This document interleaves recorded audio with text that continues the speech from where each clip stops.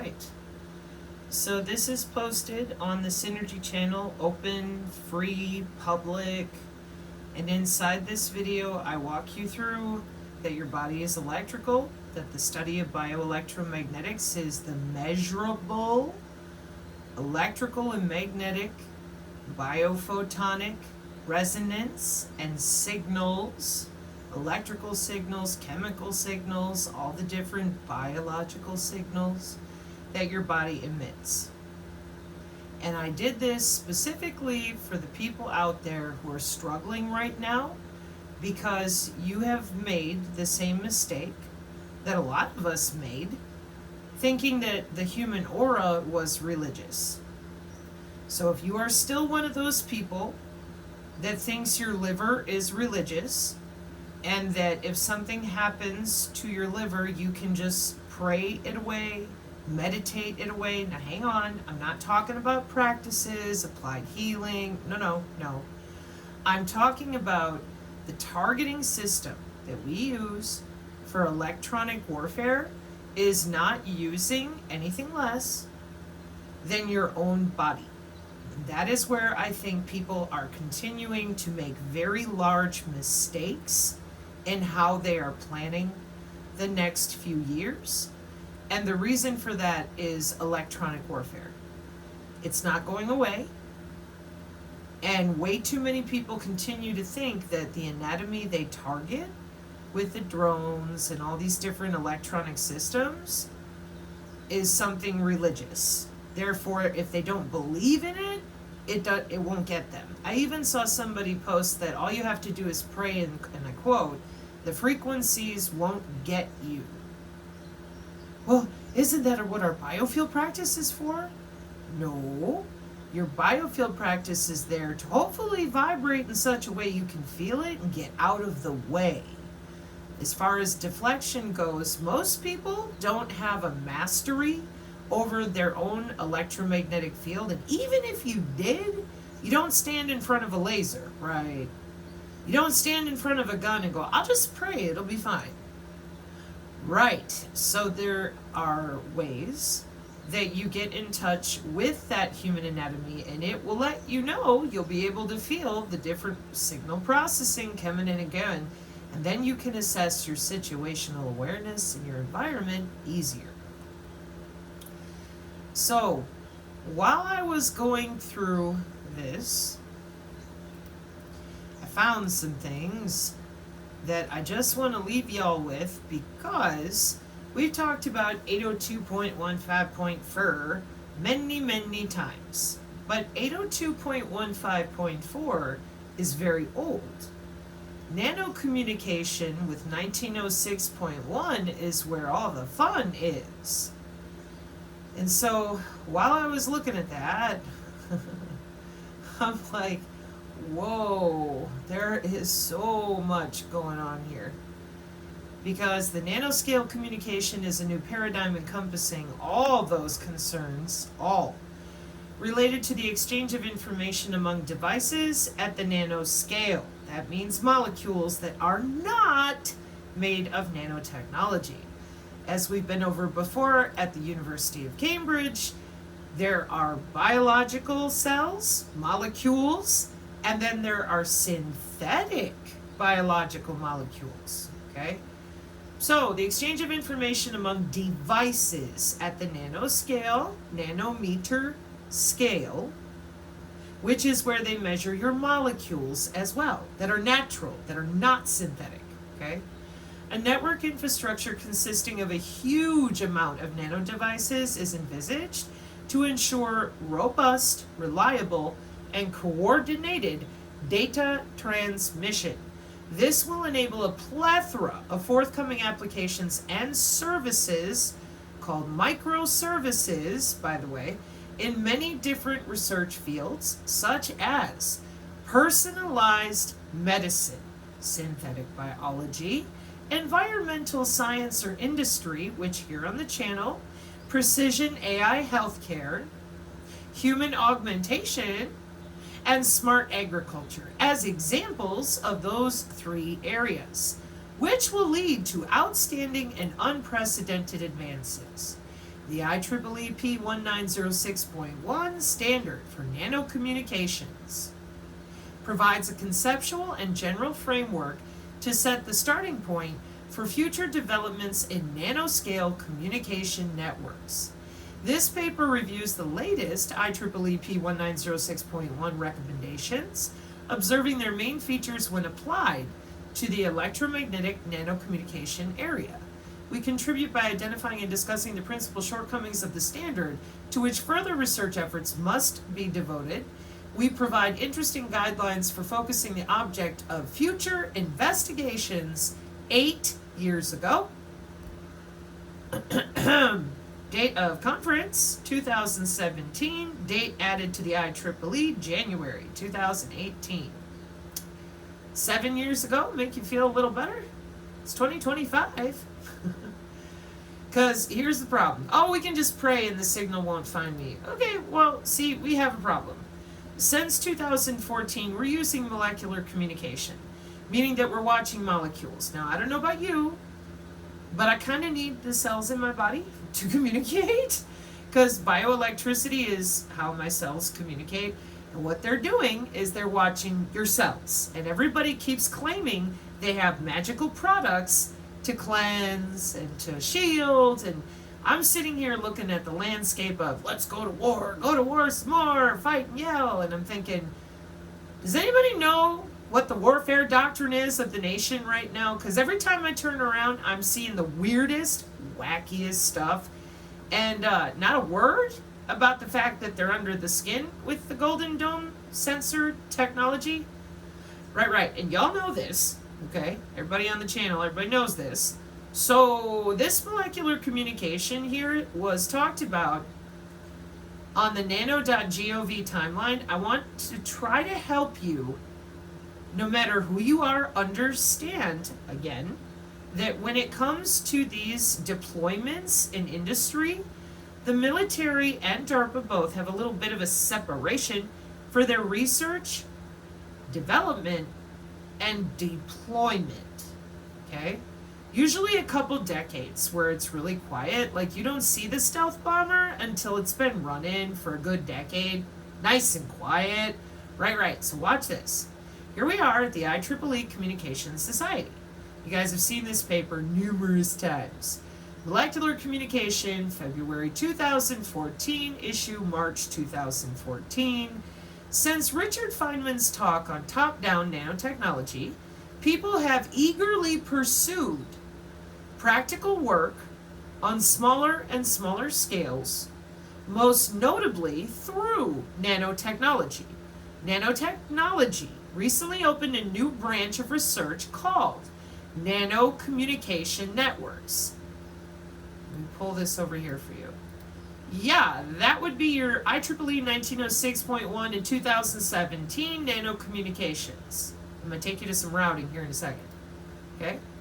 So, that paper being January, that IEEE paper, this one right here, being January 2018 published, when they're talking right here in 2014 about, since Richard Feynman's talk on top-down nanotechnology, people have eagerly pursued practical work, not theoretical, on smaller and smaller scales, most notably through nanotechnology.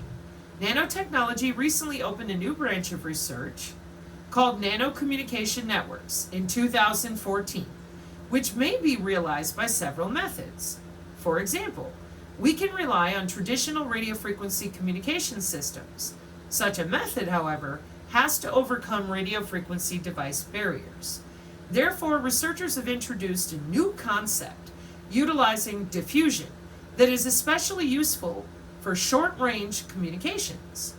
Molecular communication is an emerging communication paradigm for bio-nano machines, e.g., artificial cells or genetically engineered cells, to perform coordinated actions in an aqueous environment. This interdisciplinary research is considerably different from the traditional communication system, since it utilizes not electromagnetic waves, but biological molecules, both as carriers and information. It originally mimics the existing communication mechanisms in biology, e.g., communications among microorganisms, including your cells. Now, stop. Notice at the very first paragraph, the way this sentence is laid out, it says sense. Okay, that the word sense, S-I-N-C-E, denotes time. So when was this talk on top-down nanotechnology that sense, Richard Feynman's talk on top-down nanotechnology, that people have been eagerly pursuing practical work on these smaller scales to create, in 2014, open this new branch of nanocommunication networks. How long ago was Richard Feynman's talk?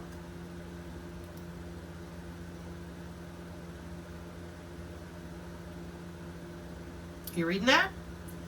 We are at nano.gov on their timeline. What does it say? 1959.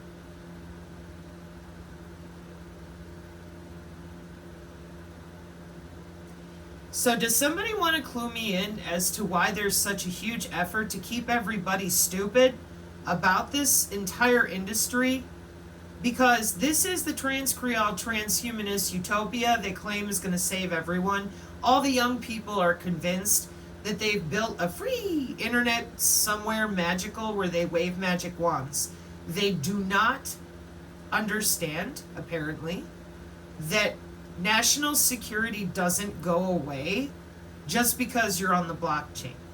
You would think that would be clear with the security needed for their seeds and the wallets. And no, they, for some reason, even at their most recent event, really believed they were little Peter Pans, free and clear from everything cybersecurity based. I don't get it. But I am going to venture a guess that this level of obfuscation about things that people should have been told by now, in a good way. I mean, if this is all for our good and we're just so excited and we're doing all this work, then why are we having problems? Talking about molecular communication, which got its start in 1959, over here at the IEEE Communication Society in 2014, and we're still pretending they're not under the skin. So I decided to take a different attempt at this, and I went looking for things to explain the design of wireless nanosensor networks for your intrabody communication, because the 802.15.4 got a lot more complicated, as you can see.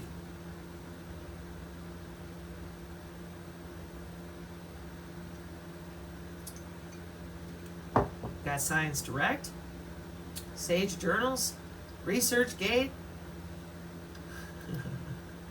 You know what this one is. This is the ResearchGate paper with our favorite diagram of the where you look like a demigorgon.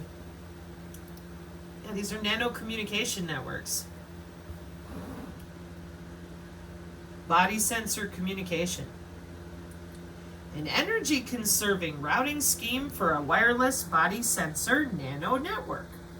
Current developments in 2018 in nanotechnology make electromagnetic communication possible at the nanoscale for applications involving wireless body sensor networks.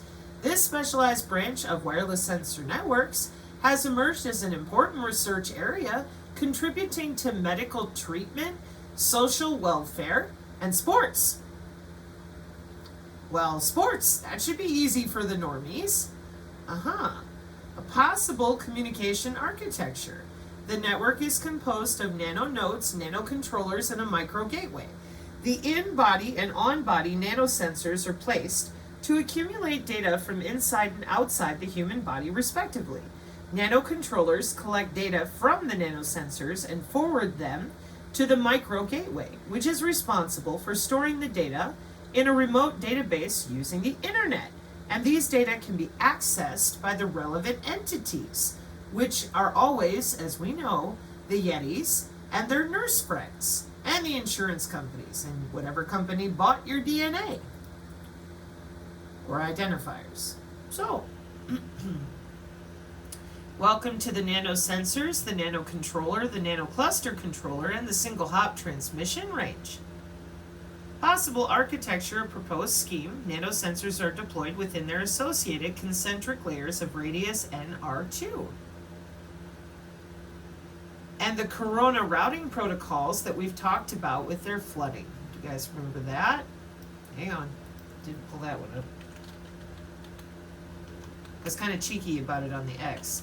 But this corona buzzword, it's just ridiculous. So the coordinate and routing system for nanonetworks, Corona, is a routing protocol designed for efficient data transmission in nanonetworks, particularly those deployed in 2D ad hoc environments.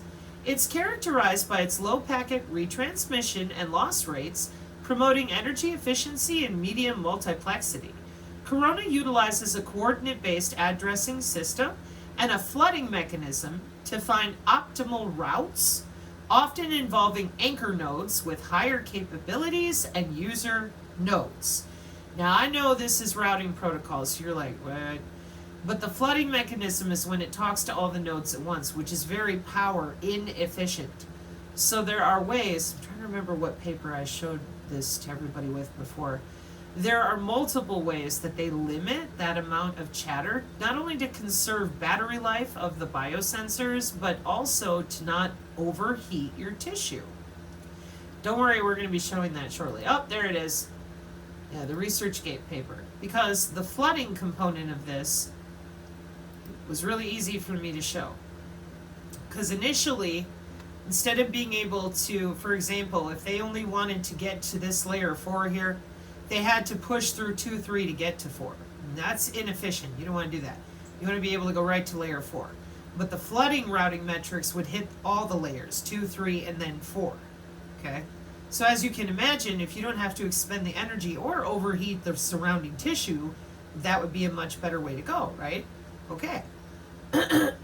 So they started coming up with the coordinate way to be able to do exactly that. And that's why I was showing you our Demogorgon diagram, because that's exactly what they're explaining. Layer 2, time slot T2. Layer 1, time slot T3. Possible cases of data transmission through the body, through the bloodstream. Hang on. Let me get you a different picture here. Let me see if I open that one.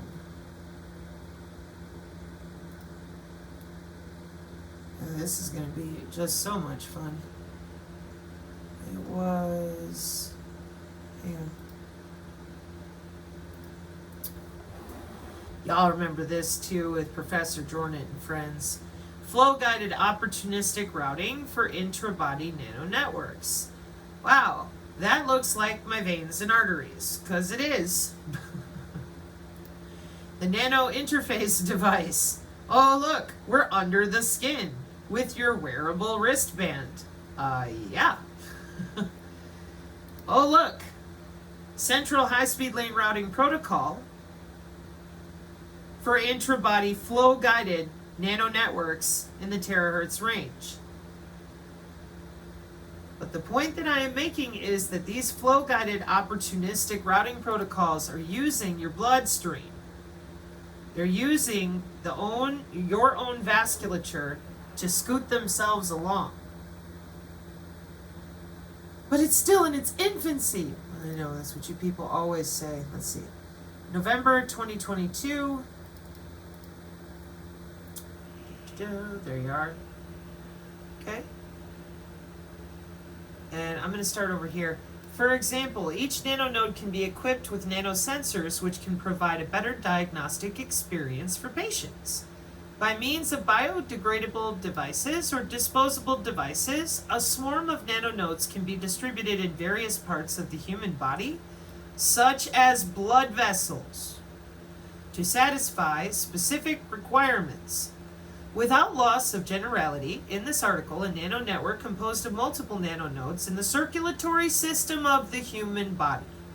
is called a flow-guided intrabody nano-communication network. Now this came up several times while I was doing research tonight on biophotonics. Watch this. All I did was search flow-guided intrabody nano-communication network, and we're at the IEEE Explorer in 2022. Now, when you find it at the IEEE as well as the white papers, when they tell you in this paper, oh, it's in its infancy, in relation to those who have been working on it for a while, okay, the advancement of nanocommunication has opened the door for the development of intrabody medical application services. Flow-guided nanocommunication networks have gained major attraction in recent years. They didn't just come up with it yesterday. It's not theoretical. They are testing, exchanging use cases, okay? So, for intrabody sensing and actuation, this article builds a 3-layer vertical network structure for intrabody nanonetworks, i.e., nanonodes, nanorouters, and gateway, where data packets generated by nanonodes are relayed to the gateway through nanorouters or other nodes. Demogorgon picture. However, how to guarantee the data transmission through the way of multiple hops in such a scenario is an unsolved challenge. Like I said, they still have many protocols that are using flooding and hooking up older versions of wireless sensor networks from what I've seen. Well, yeah, they're integrating the networks. Hang on. In order to improve the throughput and reduce the energy consumption of intrabody nanonetworks in a single flow environment where the nano devices are restricted, a flow-guided opportunistic routing protocol is proposed. In flow-guided opportunistic routing, a relative position model is proposed to formulate the criterion for candidate relay selection. Like we learned with the Demogorgon picture, it chooses which nanonodes are going to hang out and which are going to stay asleep. It only wants to talk to certain candidates. Candidates that could relay the message or candidates that get activated, for example. Candidate relay selection and enable the node's direction awareness to their gateway. Moreover, the candidate relay selection criterion is redesigned through a mobility gradient model, further derived from the relative position model. They know you're on the move and your body is dynamic. Okay. The candidate nodes are prioritized based on node ID, available energy, and relative position information of nodes, their relative position to one another, to perform back-off forwarding for decreasing transmission redundancy. Like I mentioned, sending the same message to everything takes a lot of power. Plus, you might hit the wrong nodes and wake up the wrong nodes. Simulation results showed that the relative position model improves the throughput and significantly extends the life cycle of intrabody nanonetwork by reducing the energy consumption. Compared with the relative position model, the mobility gradient model performs better in terms of delay and successful transmission rate, especially within the circulation environment of intrabody, in the body. Okay? Now, that's just one IEEE paper. Ultraband Nano Networking Laboratory has 2.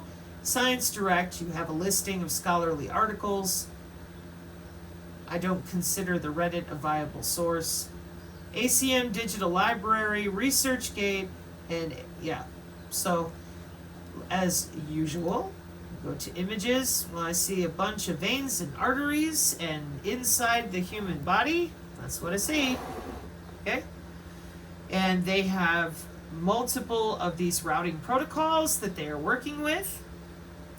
Intrabody molecular communication via blood tissue barrier for the Internet of Bio-Nano Things. Flow-guided nano-communication networks. Here's an MDPI, Internet of Nano Things, a comprehensive review from architecture to security and privacy. Remember, we're talking about air molecules too. Not just what's inside of you, but what you're breathing in. Oh, look, it's our intrabody communication paper for the nervous system. Oh, look, it's the 2013 wireless drugging paper. Oh, look, it's a Nature paper about cancer targeting. With the AI Biocyber interface. I warn people again, do not listen to frauds who have a resume in which they have worked in these industries for smart glass, pacemakers, intracardiac network types of technology, who then tell you there's no biocyber interface and there is no biodigital convergence, but they made a bunch of money off of it 10 years ago gainfully employed. That's not appropriate. That's called fraud. Or your resume needs to be updated to show that you were a barista at Starbucks. Either way. Something ain't right here, you know. Here's another MDPI on the Internet of Nano Things, a comprehensive review from architecture to that whole thing that everybody keeps going around, that would be security. The Fire Fear records that Ryan and Sal, Batman and Robin are talking about are right here with your healthcare service provider. A full architecture for cardiovascular health applications. They love the network of the heart, let me tell you. So I hope that you see what I'm putting down here, because we got to get over it, all right? If we're going to talk about real mitigation, you can't cleanse out all your own cells, because that's what they're using. They're not using hybrid cells that everybody was injected with. They have that as a backbone network. But the molecular communication since when again? 1959. Oh, but it just got heavily in use in 2014.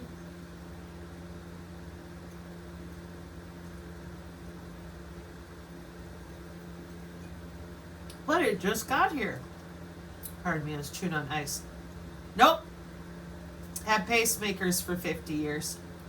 Design of wireless nanosensor networks for intrabody application. Wow, that looks complex, huh?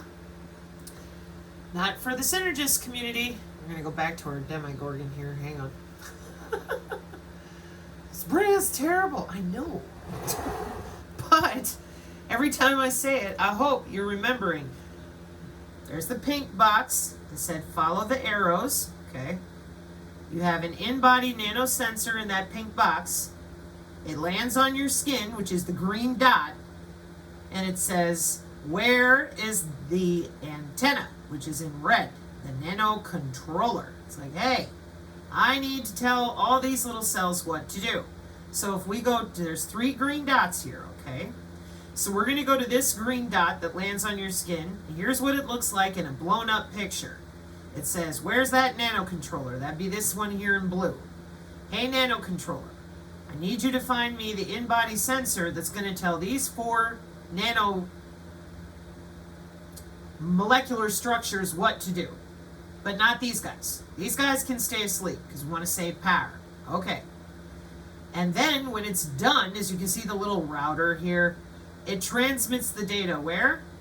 Back to the internet, because it's processing all of this under your skin, inside of your biological signals, and intra, meaning within the body, under the skin, communication. Because you might not be wearing a Fitbit, and you might not be holding your cell phone or have it nearby, and you could be walking around somewhere that isn't flooded with Wi-Fi, and they need to protect you. They need to make sure you're okay. Did you know that they have a W-band for cows?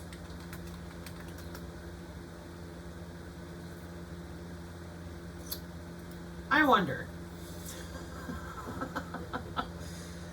What? Moo! Yeah, so Hillbilly Heart was talking on chapter 2 of her book, and she mentioned her dad and their ranch, and I'm thinking, hey, woman, in case you don't know.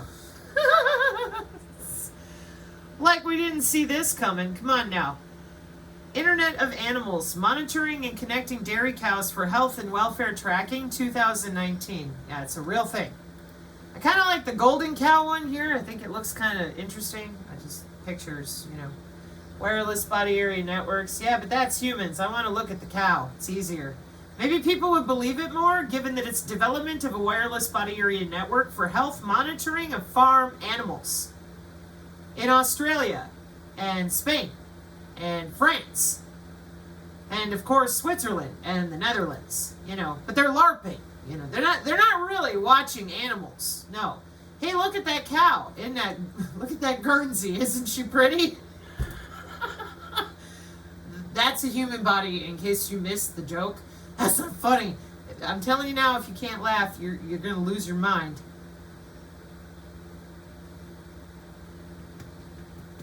Okay. RFID tags are really old. That's not the way they do business. Insurance companies don't like that. They like you to update your technology for cyber security. Right. So, let me go back to where I was here. So, now that I've reminded you about your Demigorgon here, talking to the nano controller, telling only the pink box, hey, wake up these 4 dudes, but leave the rest asleep. Now, hopefully it makes a little more sense to you that in order to do that, nanosensors, nano controller, the cluster, they have to find the cluster of those 4 teeny tiny molecules, create a radius, single hop transmission range, and only talk to those nano cells, molecules. And that's why the routing is divided out in a very, very articulate manner. Data transmission processes are shown for 3 different cases as per the data transmission mechanism. Oh boy. Calculate the value to prioritize different layers data dispatching and assigns them the necessary time slots to relay. Now I'm going to leave it there, else I'll sound like wah, wah, wah, wah, wah. Now let me take you to the flow chart. This is engineering. We're going to have a flow chart. Hey, everybody likes flow charts, right? A flow chart of the communication framework, the communication mechanism consists of intercluster and intracluster communication. After a layer is activated, data transmission begins. In intracluster communication, all ADTNs send their data packet to the NCC with their associated cluster. NCC fuses data and conducts intercluster communication towards the NC. Once a transmission is completed by an NCC, it calls for a new NCC election with the same cluster for conducting succeeding transmissions. So it's going to go to its little bubble of friends, double check things before it transmits. After a new NCC is elected, previous NCCs with retired ADTNs harvest until another wake-up call arrives. Now, what are they talking about? Nanocontrollers. Sends a wake-up preamble to activate a layer. Sender S sends data to a nearby nanosensor. Intercluster communication, yes. Intracluster communication, no. The sit still and harvest energy and wait, or call for the election, casts the status, passes the list back to the controller node. Old controller node goes back to harvesting mode, forward data packet to the next hop. And NCC of lowest layer forwards fuse data to the NC and the end. So let's take a look at that crazy. Because it isn't crazy, it's mathematical. This is a map of who they're going to talk to first, what range and radii, and what layer. Like I explained about the flooding mechanism, the older way of doing it, I said they've been narrowing this down with the corona routing. Because if we're just jumping from 1 to 4, we can conserve energy. That's why we're watching it by layer instead of the original flood cascade mechanism, which is still there in some protocols. And that's your coordinate and routing system for nano networks, corona. Now, how did I get here this time? Well, I was over here looking at biophotonic probes for biological entities, biodetection, and bioimaging with light modulation, light transportation, light generation. That says biological lasers, sure does. And I'm going, what are we doing now? Well, see, the future of biophotonics, when we're into theranostics now, paradigm shift in future biophotonics for imaging and therapy. Miniature living lasers to cellular scale. Doesn't that sound nice? Neuromodulation, controlling behavior, intracellular laser, diagnoses and therapy, biological lasers. This is biophotonic, biological integrated circuits. You've heard me talk about biological integrated circuits when I'm cussing out the teeth. Because this is where they are. This is not only where they're headed in a more expansive environment, this is where they are because this is where they've been for a lot longer than people realized. Okay? Mechanophotonics for organic, photonic, integrated circuits. IOP series and advances in optics, photonics, and optoelectronics. Yep, that's right. Okay? So here we have biological circuits, rapid cytomorphic chip simulation and learning, bioelectronic measurement and reporting, and circuit design. The merging of biological and electronic circuits at Science Direct. Photovoltaic bioelectronics, artificial retina, biosensors, biomaterials in PV, thin film with biomaterials, and then nanoparticles in bio. New generation semiconductors, biomaterials activated with light. Photovoltaic bioelectronics merging biology with new generation semiconductors. Now, like I've warned everyone, your nanonetworks right there with your, oh my gosh, it's a peg and a particle. Yeah, they're just a redundancy network. The optogenetics and electro-optical are far more easy for them to manipulate, not just with you watching the screen. No, because light is still hitting your skin as well. And they're using waveguides. These signals aren't just bouncing around willy-nilly. Did you realize with the Demigorgon how complex that's going to be? Okay, so consider they're using the light with waveguides. Well, what's that? Programmable photonic circuits are where the light is specifically being guided by molecules, by electricity. Anybody starting to understand why they don't want anybody talking about any of this stuff? Because I think I get it. When we get to the next page, maybe you will too. So here's the glucose and a blown up version of all the messing around that they're doing with merging biology with those semiconductors that you can change out molecular response, photoresponsiveness in biological systems. There's your optogenetics, image forming, non-image forming. And this is about pulling out your biosignals. It's also, one more time, about controlling behavior. That's what it says because that's what it does. That's your wireless drugging as well. So let's take a look. Biophotonics, interaction of living cells, bio, with electronic control or detection of light. That's photonics. It's right up here in the right. So you have imaging, 2D and 3D examination of cell tissues and organs, biometrics, non-invasive biophysical parameter measurement, therapeutics, photonic treatment of injured or diseased cells, detection, and surgery. Detecting the presence of injury, disease, and distress, laser cutting, ablation, removal of cells and tissue. Welcome to Applied Biophotonics. In translational biophotonics, biophotonics in applied science. There's your biomimetics, biomedical applications. Okay, before we push on. So that's where I started. And then, how are biophotonic waveguides used in the wireless sensor network? And look what I found. The telemedical system with the biophotonics. Well, golly gee willikers. You people out there that keep saying your liver is religious. Now we're back to 2014 again. Telemedical system is an efficient communication system. The wireless body area network is the main component of telemedical system. That's great. AI wrote the article. Wireless body area network can be implemented in military, entertainment, and portable audio-video system by combining smart sensors and MEMS, micro-electromechanical systems technology. W-band can be designed. Another technology is biophotonics, based on optical communication. Biophotonic sensors are new and low cost, low power consumption, and easy to use in magnetic environment sensors. This paper presents a discussion on the application of their telemedical system. Let me see if it'll let me show the pictures. Single-purpose fringe node, band coordinator node, multi-purpose fringe node, posture detection, and EMG. Remember, this is 2014, so you got a PDA. Data gathering, nodes 1, 2, and 3. Oh, I remember this image.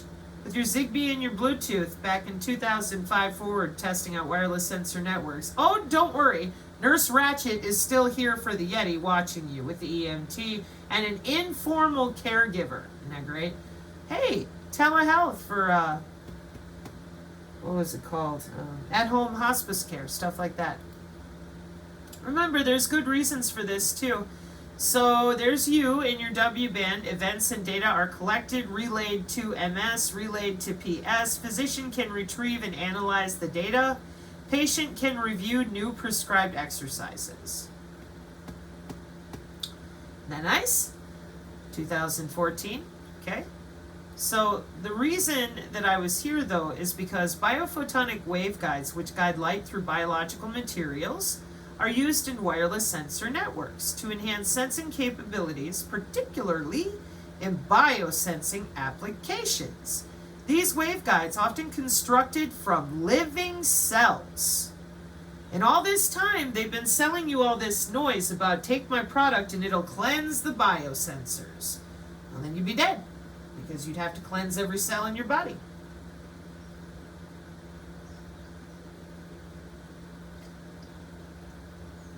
Because these networks are there with redundancy.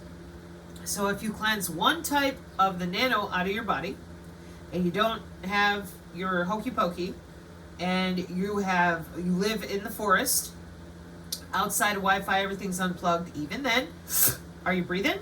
Well, there you went and breathed it in again. That's MEMS.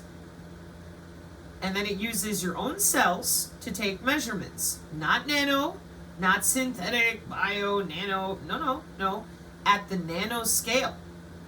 And that's because Lockheed is not broke. This is a robust electromagnetic warfare system, both for search and rescue and all sorts of other underwater sensing, smart agriculture, meaning the soil, and therefore human bodies being part of the biosphere, the air, the water, and the soil. That means you too, because you are a set of molecules in motion. These waveguides, often constructed from living cells or specific materials like silica, enable the transmission of optical signals for detecting various parameters and can be integrated with wireless sensor networks for remote monitoring and analysis. Waveguides and biosensing. Biophotonic waveguides can be designed to interact with specific molecules or substances, allowing for highly sensitive detection of analytes like proteins, pathogens, or changes in refractive index. That's them intelligent reflective surfaces on your insides. Excuse me a moment. Here we go. Real-time monitoring. By integrating these waveguides with wireless sensor networks, that's your air molecules on crack, 802.15.5, it becomes possible to monitor these parameters in real time, enabling timely responses to changes in biological or environmental conditions. Blood pH sensing, pathogen detection, protein concentration measurement, photonic crystal waveguides. Don't worry, we're going there too. Integration with wireless sensor networks. The optical signals detected by the biophotonic waveguide can be converted into electrical signals and transmitted wirelessly via the wireless sensor network to a central processing unit or gateway. Remote monitoring of biological or environmental conditions, eliminating the need for direct physical access to the sensor. Examples: telemedicine systems. Biophotonic sensors integrated with wireless sensor networks can be used to monitor a patient's vital signs remotely, providing a real-time feedback to both the patient and medical personnel. Environmental monitoring. Wireless sensor networks with biophotonic sensors can be deployed to monitor air or water quality, detecting pollutants or other harmful substances. Types of biophotonic waveguides. Cell-based. Living cells like red blood cells or bacteria can be used to form waveguides. that are biocompatible and flexible. How many times have you heard us say that your red blood cells are like their favorite things? And how many times have we been back over here in your flow-guided intrabody nano-communication network routing protocols? We're routing the data of how your Demigorgon nanonetworks are communicating on the inside of your body, inside your blood vessels. And they're not playing tiddlywinks, they're not LARPing. Okay, so it's inside the body, they know what they're doing. They're riding them red blood cells and watching for metrics. There's your gateway, your nano router, and your nano node. Seeing that nice? And we're energy harvesting to make sure that these little nano nodes can respond when they're called upon. 3-layer structure nano network, the gateway plays a critical role. Probe packets are periodically spread out by the gateway and received by the nano nodes through communications. The index of the gateway used in the probe packet header is periodically increased from 0, and the initial value of time to live is set to 1. Now, Synergists, I know that you don't write packets for computer networking, but that one is for the nerds. Those of you that continue to squat on this data and play pretend, we kind of got a lot of hot stuff going on with drone warfare worldwide. I'd really appreciate it if we could get over ourselves and start talking to people for real about how we're watching them under the skin. There's your relative position model. Okay, so that's a why. Hang on before I get to band gap. Living cells like red blood cells or bacteria can be used to form waveguides that are biocompatible and flexible. Solid state materials like silica and polymers can be used to fabricate waveguides with specific optical properties for sensing, and photonic crystal waveguides utilize the bandgap properties of photonic crystals to confine and guide light, enabling highly sensitive detection. So this is so incredibly well known, just so we're clear, that I had a PhysOrg article come up first. I was like, whoa. So when I tried to explain to how many of you out there who lied about the biosensors, that these systems, the biosensors, are super old and well known, now we're going into biophotonics, and it's even more overt with the different testing they do. Hang on.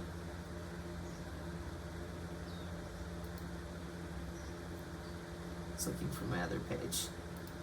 Optical waveguides and integrated optical devices for medical diagnoses, health monitoring, drug diffusion and photothermal therapy, right?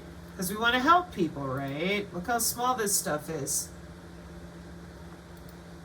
Meta-optics, dielectric waveguide, plasmonic waveguide, optical fiber, inverse design, optical meta waveguides for integrated photonics and beyond.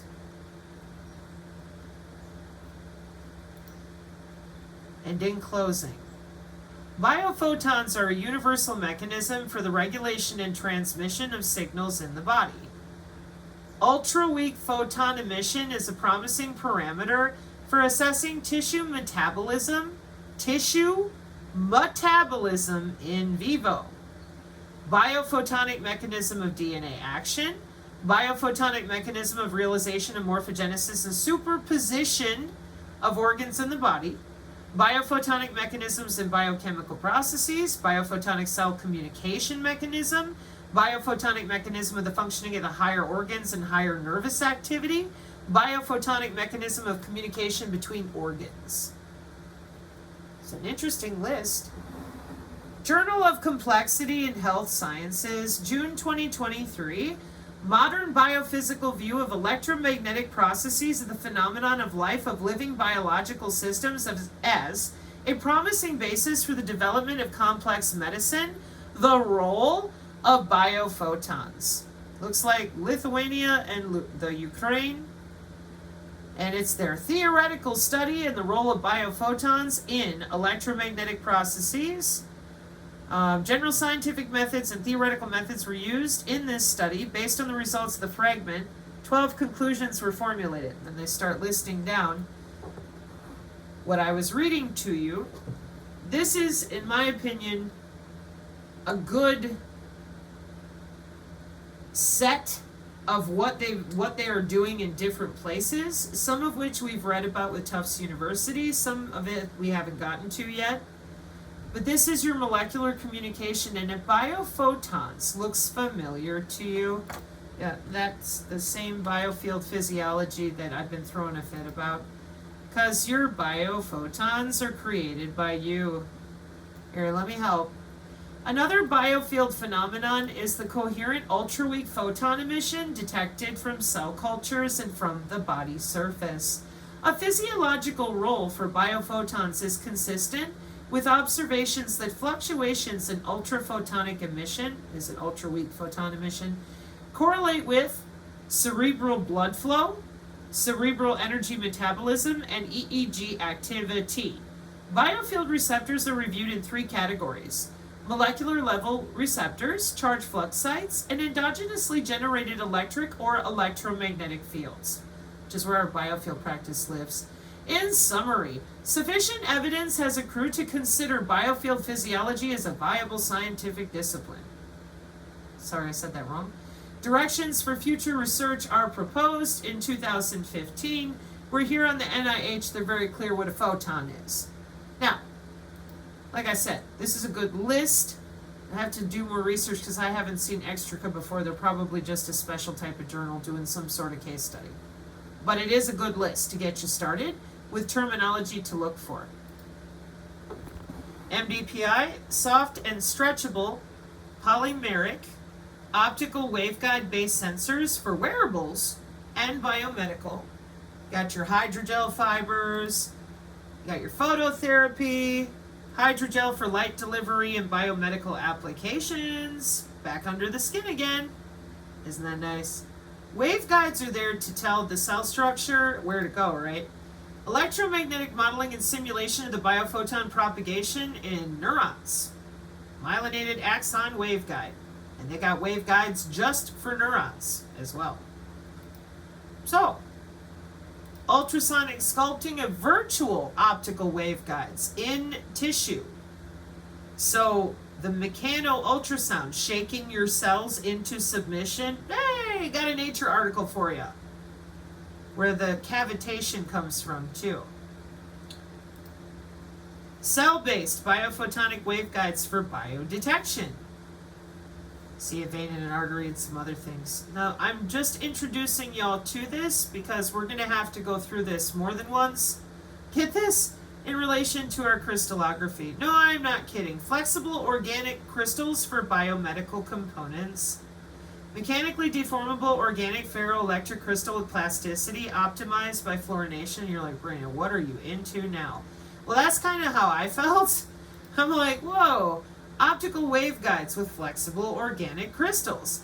And I thought, wow, now you all know, I recommend to you, see up here at the top how it's divided by more categories. Flexible organic optical fiber for micro precision lighting and sensing, and NM is nanometer. Flexible organic crystals for dynamic optical transmission, chemistry of materials. And this has to do with the terahertz and the intelligent reflective surfaces on the metamaterials as well. That's why I was here. Mechanophotonics, shaking your cells into submission or shoving them into the waveguide so they repattern themselves. Researchers developed first of its kind woven material made entirely from flexible organic crystals. Back over here again, I'm like, whoa, soft robots, sensitive actuators, optical modulators. And I'm sitting here and I'm reading through cell structure. Flexible crystals for optical tuning, and then more self-assembly, chemistry, stimulus, response, stimuli responsive, flexible organic crystals, Journal of Materials Chemistry, triboelectric with touch and release and strong adhesion. You guys have heard me say that a lot too. And so I was literally here going, wow, that's a really good picture for that, their college textbook. Organic crystal-based flexible smart materials. Oh, lovely. And so while I was looking at that, I'm like, wait a minute. And I was thinking of something else entirely. So I scrolled back up to the top. Anti-counterfeiting, phosphorescence, healing crystals. So, what are we talking about here? Autonomous, self-healing organic crystals for nonlinear optics. See, it's okay to talk about healing crystals at that teeny tiny level under the skin, but if you try to talk about sitting next to a rock that's vibrating similar to you, you're crazy. You're not crazy if you wear a white coat. That's really what it boils down to. If you have letters after your name, well then you can say anything and people tend to believe you. But if you read for yourself, you're crazy. That's where we're at the moment. Physiological pressure sensing, tissue engineering, drug delivery, bone regeneration, and wound healing. Just like we saw at the DoD. With their HDI AC casualty care with nanotechnology, organic piezoelectric materials. Let me show you another one. Colloidal photonic crystals, biosensor, biomolecular code, drug delivery, cell culture, organ on a chip. Colloidal photonic crystals for biomedical applications. My goodness, the list just keeps going. And I thought, whoa. So, we will be getting into more of this for the way that it really works. Integrated smart organic optoelectronic sensors, human body information, brainwave, cardiac activity, muscle activity, breathing rate, blood oxygen, blood pressure, body temperature, sweat, pressure, motion, sound, stretchable organic optoelectronic devices, device material, structure, and application, ECG, EMG, signal detection, light, and data transferring. Right there, using your skin. Because that says epidermis and dermis. And it could be a smart bandage, and it could be a wearable, or it could be some nano-communication networks that got together and said, let me transmit for you, because I'm running through the bloodstream already. Not a problem. So the next time that someone in the community says, yeah, I really don't want people under my skin, like I'm good. Guess what? They don't care. They're so busy working with all these different ways. Like I said, some of which are actual wearable smart bandage type of stuff, which you can see up here. And they're electronic tattoos, yes. But that is not what they're using solely in molecular communication at all. They are in the body with these optical waveguides because the molecules just naturally do what they do. And molecular communication is how the bees signal the flowers. So it conserves energy. It's more adhesive to the structure of your body. It overheats other tissues less. And it works really, really good. I mean, it's basically making the system right out of your own tissue inside of you. Anybody else starting to see the problem with this yet? I'm just curious, because it's one thing to have to constantly explain to people that we have warfare in these arenas, and biomedical is another area where you would think that when I said electromagnetic spectrum, like people would understand that that's a pretty serious arena of optoelectronic materials and study, but instead they were told, no, just click your heels and don't worry about it. If you learn things, that's bad. Watch TV. And I really think that it's gonna take some strength. Hang on, that's the one I was looking for. Hydrogels, lossy sensing, dope sensing, haptic, implantable. Okay, so this is what we'll be coming back to. I'm gonna leave these open for now. Photolithography, that's the other one. Direct photolithography of molecular crystals for high performance, organic, optoelectronic devices, biological lasers. Yeah, American Chemistry Society. Boy, they do good work, don't they? Sabrina, it's not funny. Well, I didn't say I was laughing, but that is the American Chemical Society, so it is what it is. And your nanonetwork routing protocols, we'll be coming back to that, along with the cybersecurity for it, so that you have an idea of the differences. Because as I said, the terahertz isn't the only thing they're up to. There's your 802.15.4, your 802.15.6, micro communication, that's your microservices. Hang on. Where'd you go? Oh, and when I do this, the next video, we're going to start here at the Internet of Nano Things, Review and Security and Architecture, because I like MBPI Sensor Journal. I appreciate them. Advanced Techniques for Acquisition and Sensing.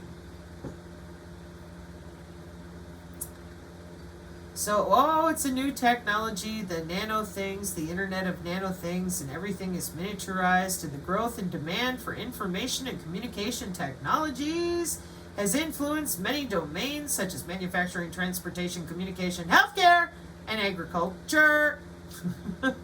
Woo!